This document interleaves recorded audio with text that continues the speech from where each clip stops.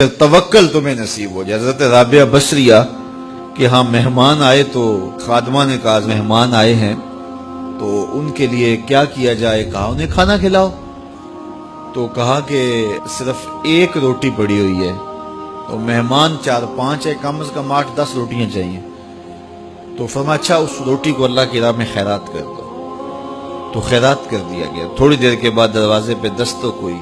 मन अलबाब, दरवाजे पे कौन है? कहा फलां का फरिश्तादा गुलाम हूं, मेरे आका ने आपके लिए खाना भेजा। खादमा ने खाना वसूल किया और कपड़ा उठाया, गिना तो 4 रोटियां थी।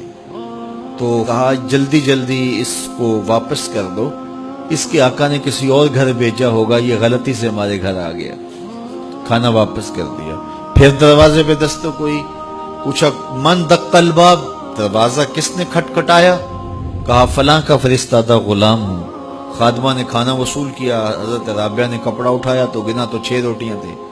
कहा इसके आका ने किसी और भेजा होगा, ये गलती से हमारे घर आ गया। खाना वापस कर दिया। फिर दरवाजे पे दस्तक हुई तो पूछा दरवाजे पे कौन है? कहा फलां आका का भेजा हुआ गुलाम हूं। और उन्होंने कहा ये खाना हजरत राबिया को दे के आना है। तो खादमा ने वसूल किया।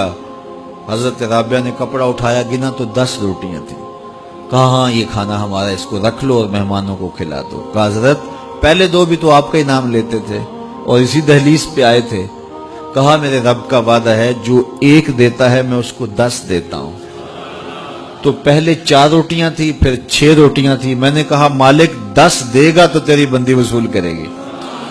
तो अगर उस पे तवक्कुल कायम हो जाए, उस पे भरोसा कायम हो जाए, वो वहां से देता है जहां से बंदे को गुमान भी नहीं होता। तो जब इंसान अल्लाह के फजल पर तवक्कुल कायम कर लेता है तो फिर काम काज जरूर करता है, लेकिन उसकी जिंदगी की जो टेंशन है वो खत्म हो जाती है। बस वो जितना कर सकता है वो करे, बाकी छोड़ दे उस पे, तो फिर वो खजाना गैब से नसीब फरमाएगा।